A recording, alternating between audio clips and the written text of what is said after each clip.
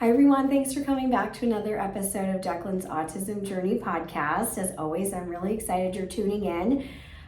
Today I wanted to talk about, really keep that conversation going about the emotional journey that I'm on as Declan's mom. And I also want to continue to talk about where he's at. Every day I feel like we are just continue to see new strides and developments in him that we've prayed for. What we have going on right now with him, our big focus is the neurologically based chiropractic care that he's on. We've got a pretty in-depth treatment plan with our chiropractors who have become like family already. After 3 to 4 weeks, I think we've been working with them. But they are truly amazing. As I said in my last podcast, a fellow autism mom who has become almost like a sister to me. I mean, we just walk this journey together, even if we're not on the same path necessarily, but we're always supporting and always there for the other person to lean on, which is so critical, in my opinion, that you have someone like that. No one gets this truly unless they live it. And I think, and we're all living it, right? Like every autism mom is living it, but I think finding someone that you really connect with and where you're doing things that, again, might not be the same, but that are in the same vein, that has been really, really helpful for me. And I'm grateful for my friendship with my friend Carrie, who I keep telling her she needs to come on this podcast. But she introduced us to this podcast, the Experience Miracles podcast by Dr. Tony Ebel. It led me down this path of revisiting chiropractic care. I think I shared in one of my very first episodes that we had engaged a chiropractor at one point for Declan, maybe even before we had a formal diagnosis or right around the time we were getting a formal diagnosis. And that chiropractor, looked at me and said, "Oh, I'll have him talking in 4 months." And I was so fragile. I was in such a fragile space, emotionally, mentally. I had just come off losing both of my parents 4 months apart. I was dealing with acknowledging the fact that Declan was probably on the spectrum. And again, I was in just this really incredibly fragile state. And that chiropractor said that to me. And I remember rationally thinking, that's just not possible. But it was almost like I had no control over my rational mind. And I just went with it. I think just like I would have gone, like I went with any morsel of hope that Declan wasn't on the spectrum, any signal or sign, I clung to that.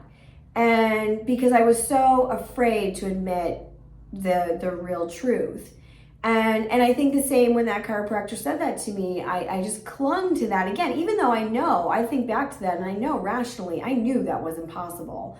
But I was so shattered and I just wanted it to be true so badly that I went with it. And I remember saying to our OT and our speech, who were really an integral part of Declan's team at that point, they were amazing people. I'm still grateful for their friendship and the relationship that we built with them. But I remember walking into Dex, because they would co-treat with Declan on Fridays at the OT clinic, and it was just great. It was during COVID, they were our people, and they loved Declan, and they were great supporters for me too. But I remember walking in there and being like, oh my God, like this chiropractor is gonna have him talking in 4 months. And like I get emotional just thinking about, but the sadness on their face, because they were, they knew that was so far from the truth. And it wasn't even a possibility. And yet they were heartbroken because they could see my hope. And I get still so emotional thinking about it now, because I clung to that so desperately. But and then we treated with him for, excuse me, for a little bit.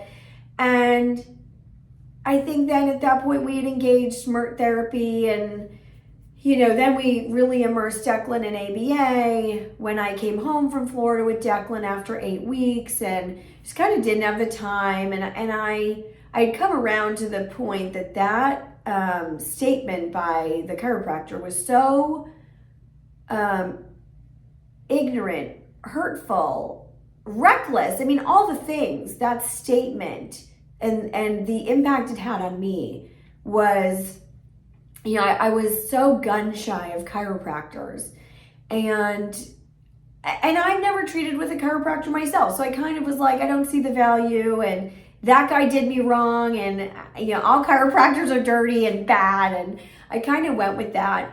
And then, of course, I met Dr. Malillo and his team, and Dr. Jesse and Dr. Ty. They're chiropractors. Now, what they do through the Malillo method is not typical chiropractic work. I mean, it's very different. They would adjust Declan when we were there, but it was never something that I really wanted to add to Declan's plate. And I had shared with Dr. Jesse, who I just love and adore, what I had been through with a chiropractor, and he was totally understanding of my hesitancy, but still, encouraged me gently to think about adding a chiropractor to Declan's team, that he felt like it could really help him. But we had so much going on for Declan between the Malillo method, which is almost 3 hours a day, right? School, life, brothers, events, things like that it just was not something, and I still had in my gut, like, I don't want to engage a chiropractor. I'm still super gun shy about really doing that and allowing them onto Declan's bus. And so, fast forward to, we're about 3 years later, and we have been on such a journey with Declan. And I felt, my girlfriend found this podcast, she sent it to me, and she was doing it with her son, and really seeing some dramatic results in him. He's older than Declan, but he has very similar mannerisms and, non-speaking, stimming, those types of things. Very, very similar to Declan, just maybe a few years ahead. And again, I listened to the podcast at first. I was like, I don't know. And then I just couldn't stop. Something in my mom gut was like, this 100% is right for Declan. I need to try it. And we need to allow these people onto his team. And so there's, specifically trained doctors that have this certification. I want to say it's called PX Docs. And they're trained by Dr. Ebel and really in this neurologically focused chiropractic care. They're still chiropractors, so they're general chiropractors, but what they have is this additional certification and this focus on children with developmental delays, autism, ADHD, dyslexia, all these things that chiropractic really can work on and focus on, and really honing in on the nervous system and the dysregulation of the nervous system in general in these kiddos. And for Dex specifically, I mean, there's no doubt he has a dysregulated nervous system.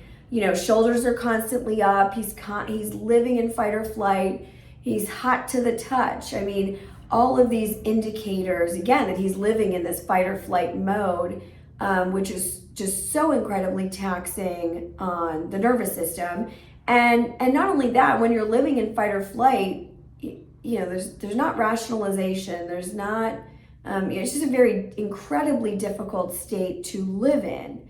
And unfortunately, that's where Dec was.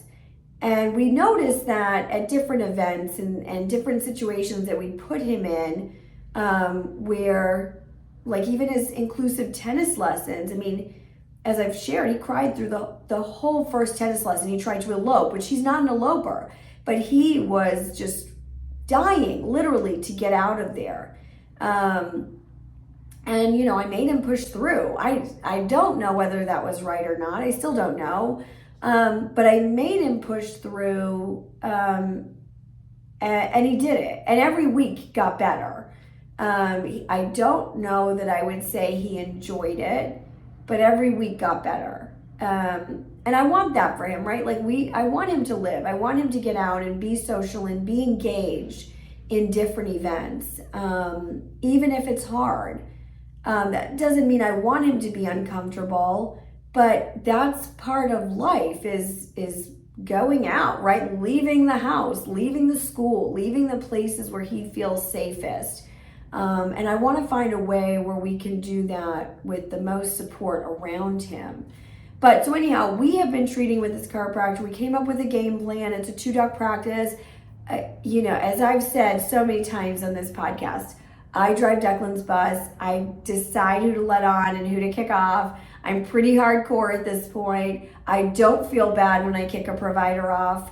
And I really don't give it a second thought. I keep that bus moving because that's what's most important for Declan and what's most beneficial for him. And anyone that detracts from him or his journey or the journey that we're all on together as a family, you're just out. And again, there's no second chances for you to come back. So when we met these providers, they presumed competence right off the bat.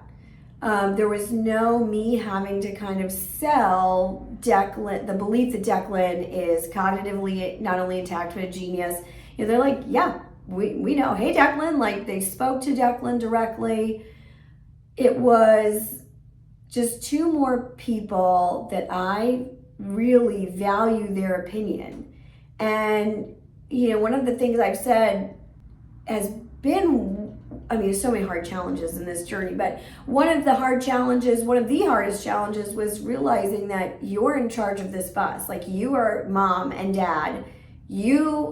It's on you to figure out the right path for Declan. All a developmental pediatrician is going to do is recommend ABA once they formally diagnose, and speech and maybe OT.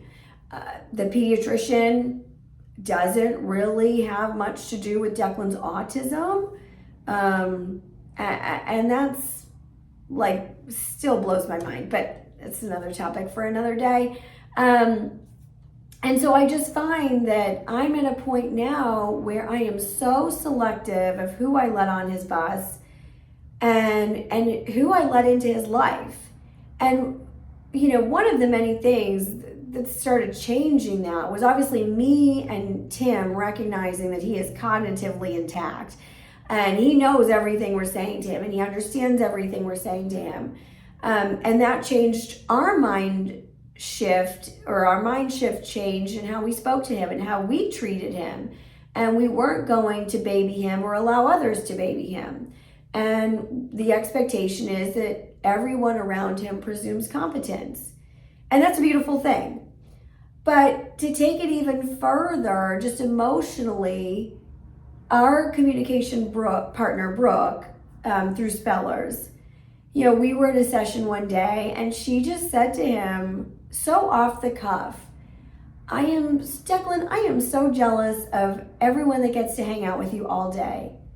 And it took my breath away. And it just took it to another level of my expectation for people. Yes, presuming competence absolutely is so imperative. It's not even an option, right? If you can't do that, you are out. You're nowhere on our team. But not only that, but I want everyone to see the beauty and the value that Declan brings to all of us. For her to say to him, Declan, I am so jealous of the people that get to hang out with you. You are so funny.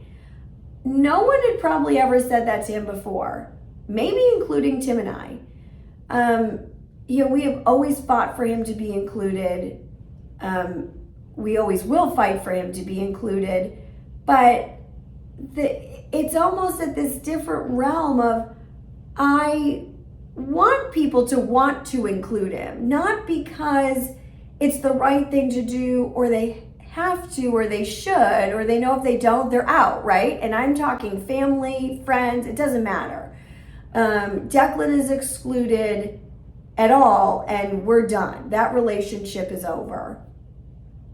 But, and that's how it has to be. Like that just is how it has to be. And I don't feel bad about that. But I'm at a point now where I only really want him around people that do see those gifts in him. And again, not just because it's an obligation, it's because they want to be around Declan and they love him for who he is. And that is all happening. And I'm finding that through Brooke, our communication partner, certainly she feels that way. I'm finding that just with Tim and I mean, again, I think this mind shift change to he's in there, he's cognitively intact, we're struggling to get the communication out, whatever that mode is, that changes everything in every way. And it changes my threshold of what I tolerate. You know, it's no longer is it enough to just include Declan because it's the right thing to do or because you have to. No, you include him because you want to. And if you're not including him, if you're only including him because you feel you have to, that's not someone I want on his team or even in our family or our friends. That stuff is so important to me. And, you know, Brooke's comment to her was just so natural, right? Like she believed that, she really felt that in her heart, that whomever got to hang out with Declan was so lucky. And I thought, gosh, she is so right. And I don't know that even I've ever looked at it through that lens. I've always fought for his inclusivity and for him to be treated appropriately.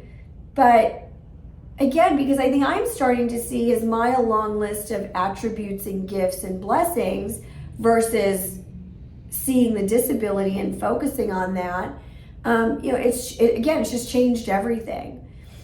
And I'm finding that these chiropractors are the same. You know, they see Declan for who he is. They appreciate Declan for who he is. And it just makes me have even more fortitude to fight for that and to only be very stringent in whom I'm allowing into his life. And so I want to switch gears a little bit. We are talking to the school about possibly switching him to another school. This team, as I've said before, he started a new school this calendar, you know, in 2024, 2025 school year. And it was such a blessing to leave the other school behind. It was the right move for Declan. He is so happy walking into school every day, coming out of school, he's so happy. This team has proven to me that they are open to all the things that I'm sharing about Declan. They're open to the fact that he is a genius. They're open to the fact that he is working so hard to communicate through letterboarding. Those are all incredible gifts, and we have built a really solid relationship that I am so grateful for. But the classroom that he's in, they're recognizing that it might not be the right fit for him, and that he may be better suited in a different classroom, which is in a different school. We're so fortunate that we have a couple elementary schools that are all fantastic right within our, you know, basically our backyard. And so it's not a heavy lift logistically to move him, it's more emotionally. And we had a meeting yesterday with the new team because we're talking about moving him at the end of, you know, as we go into the next school year.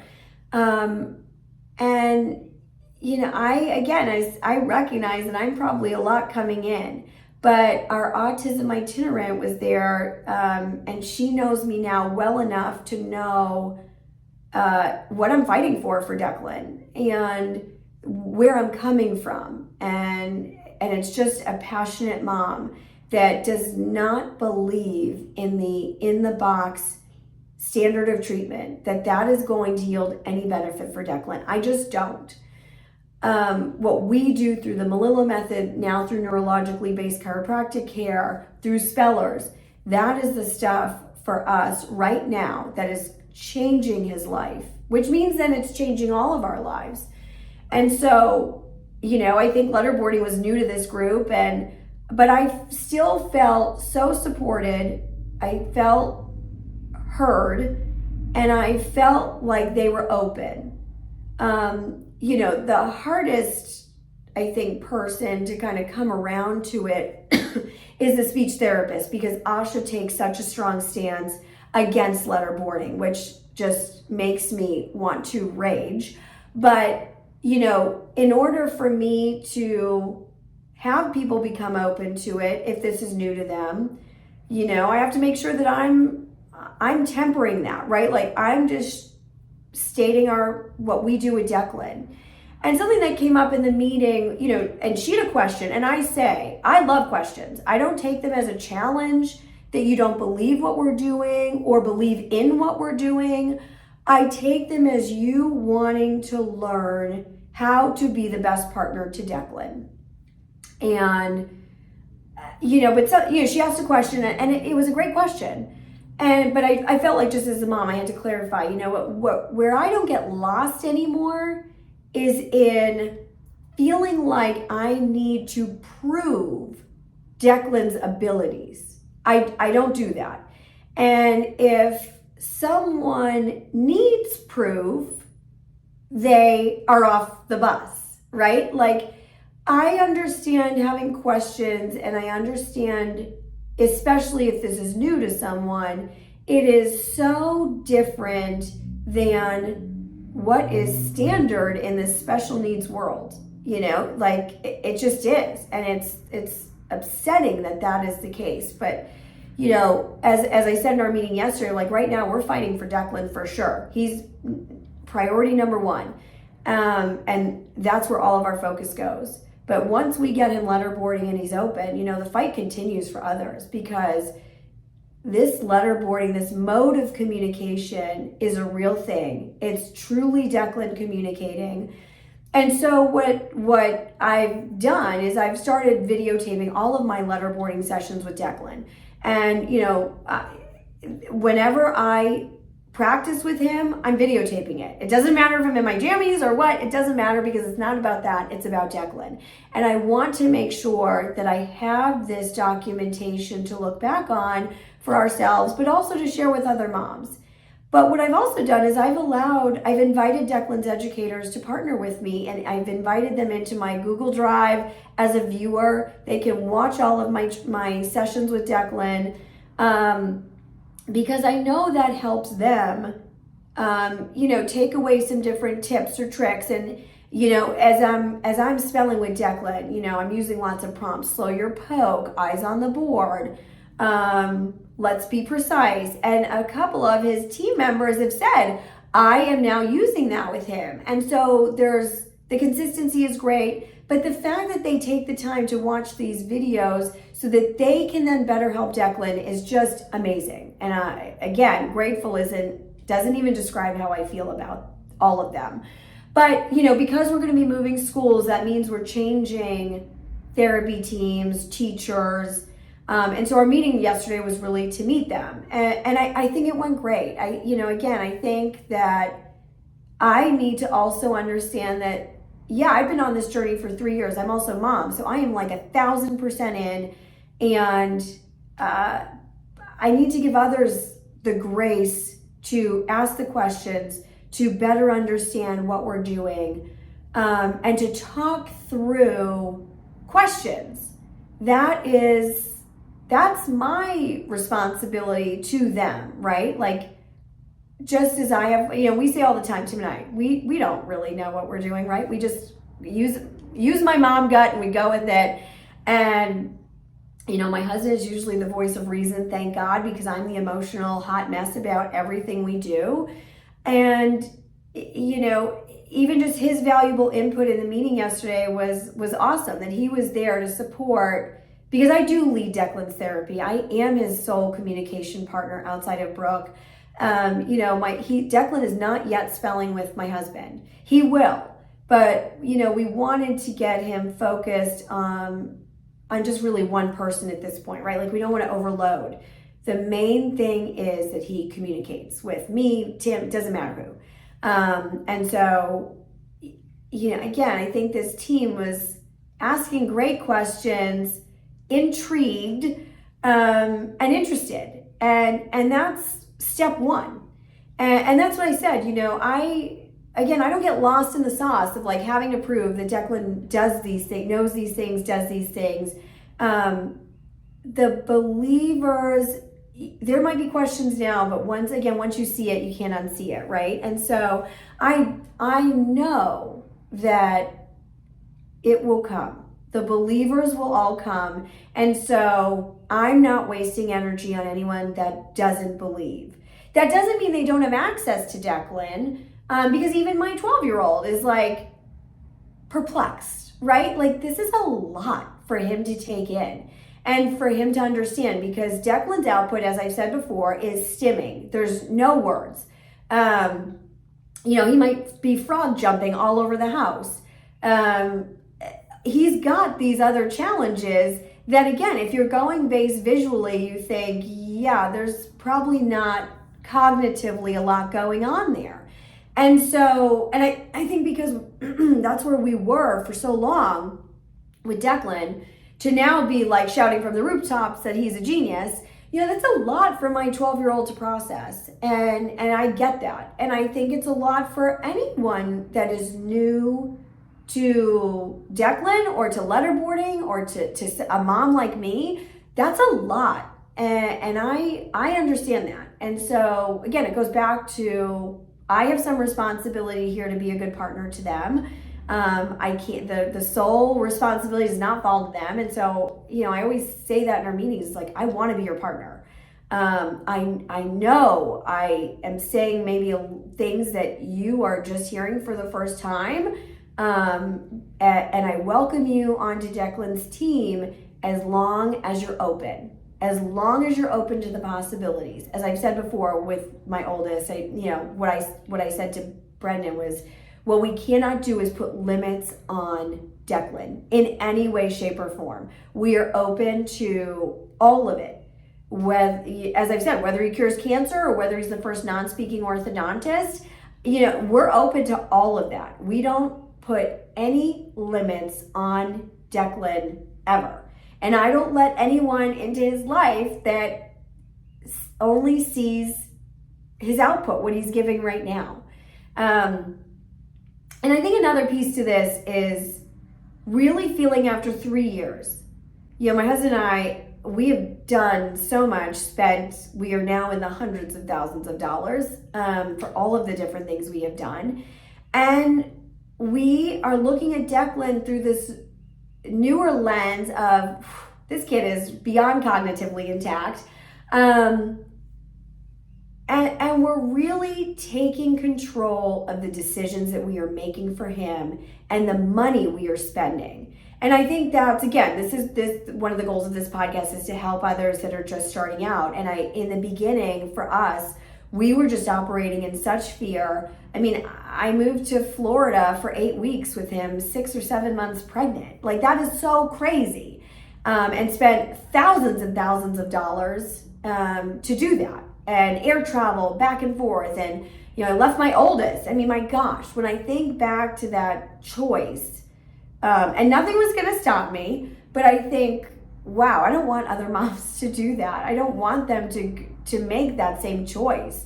And so being 3 years in and having done the things we've done and knowing the things we know now, we are really taking control of our financial choices for Declan. We're really vetting every provider that we treat with or see or even think about treating with. And that feels really good, like to take financial control back, because again, we were just operating in total fear and feeling like we were running out of time. And again, being 3 years in, that's not the case. Like the Melillo method is a huge monetary investment. It's one that I fully believe in. But now that I have all of the equipment and have had for over, I think, almost 2 years, we're making the choices to when we go back to New York and get him reevaluated. Like, we're not feeling like, oh, we have to do this. Oh, we have to do this. No, we are taking control. Even spelling. If it was free, we would go all the time, but it's very expensive. And Declan is doing an incredible job spelling with me. So again, I'm taking back that financial control to just say, okay, we're going monthly, we're having our check-ins, and that is what's working for us now. So the message there is that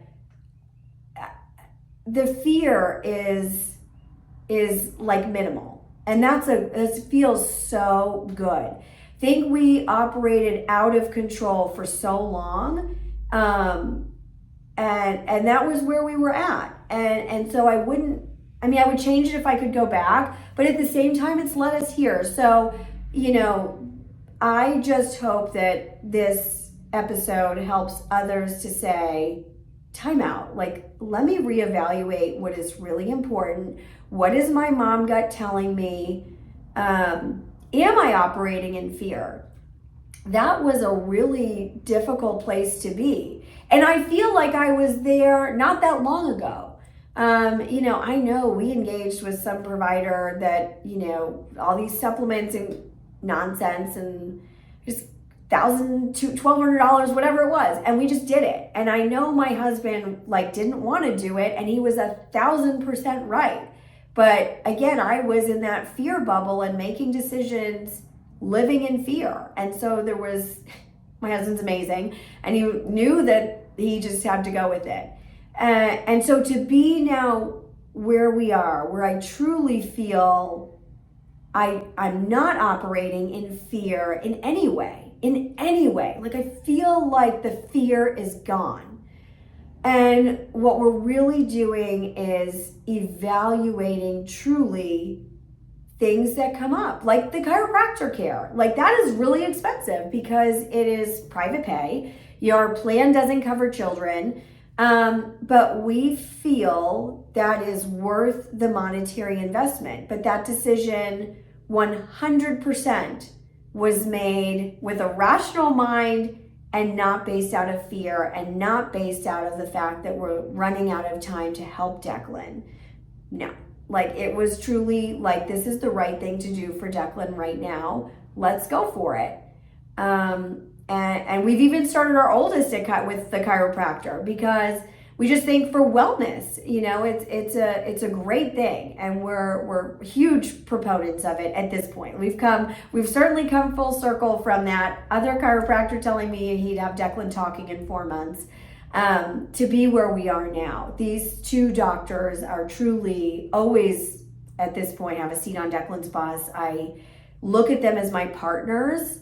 We talk about decisions and what I'm seeing in Declan, and they're really just invested in him and his growth and his change and his progress.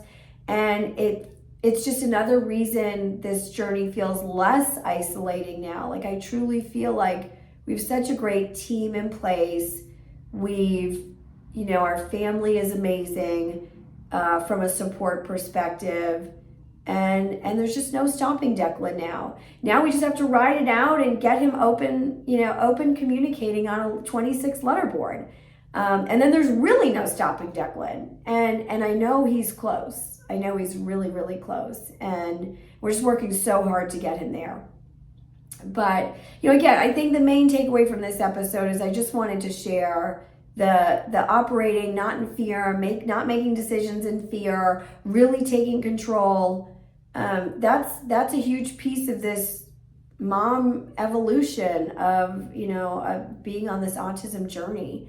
And I would never go back to where I was. I'm so grateful for where I am. I know we've still have a long road ahead of us, to support Declan. But again, it's not scary. It's actually really exciting. And I hope other moms hear that And I, especially those just starting out that maybe have just gotten a diagnosis or just starting to figure it out. And, you're living in that fear bubble. I think for a long time too, I like all I could do was live in this autism world. It's all I wanted to talk about. It like defined me. And that was hard, right? Like I feel like I'm finally coming out of that too. And like, I can go out with other moms and I can socialize and I can talk about other things besides Declan and what we're doing and how we're fighting so hard for him. I want to talk about, oh, what'd you make for dinner? Like, I want to talk about stuff like that. How are your other kids? Like, and that stuff was stuff I couldn't do for a long time because I was so hyper focused on recovering Declan, fighting autism. And I was, while I had accepted it, I still was not okay with it. And again, so to be here is such a blessing, and everyone has to get there in their own time. But if my journey can help others get there sooner, save you hopefully thousands of dollars, and emotional struggles, that's the goal of where I'm at right now. But I hope you enjoyed this episode. The emotional journey is real. I don't think it's talked about enough.